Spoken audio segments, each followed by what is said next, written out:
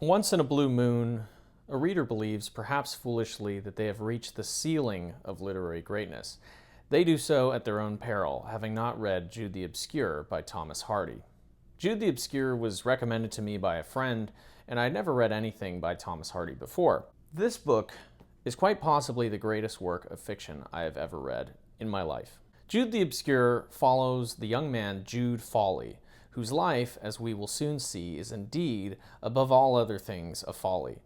Possessed with a feeling of inadequacy on account of his poor background, Jude ventures from his small town of Wessex to the spired city of Christminster, a town which is clearly intended to represent Oxford.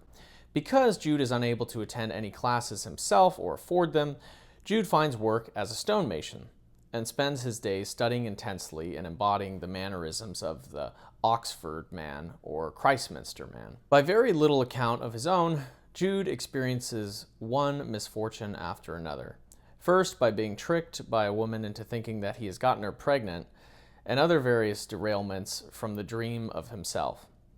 Over time, the reader, at least I did, feels less pity for Jude and more frustration with his gullibility and idealism.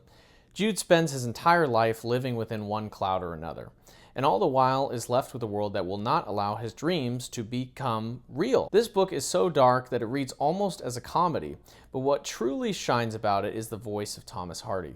There are few parallels to the way that Hardy describes both a setting and a character. For Hardy, who frequently only liked to write stories in his semi-fictional town of Wessex, nature plays an integral part of his storytelling, embodying a kind of mythos or mood that dictates in some ethereal way the events of the story, similar to Shakespeare's foreshadowings from various gods and spirits in his plays. By many accounts, Jude the Obscure is perhaps the exaggerated fiction of Thomas Hardy's own life.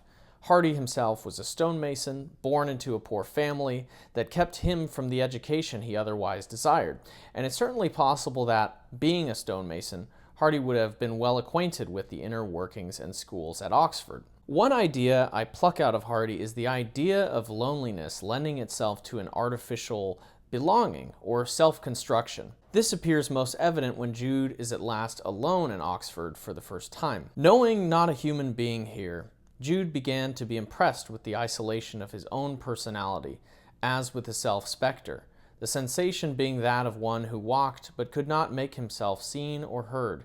He drew his breath pensively and, seeming thus almost his own ghost, gave his thoughts to the other ghostly presences with which the nooks were haunted. There are lines and ideas as rich as these seemingly at every other page of this book, and I think for that reason, many of the commentaries I read about Jude the Obscure being a simple class commentary or tragedy are just insufficient.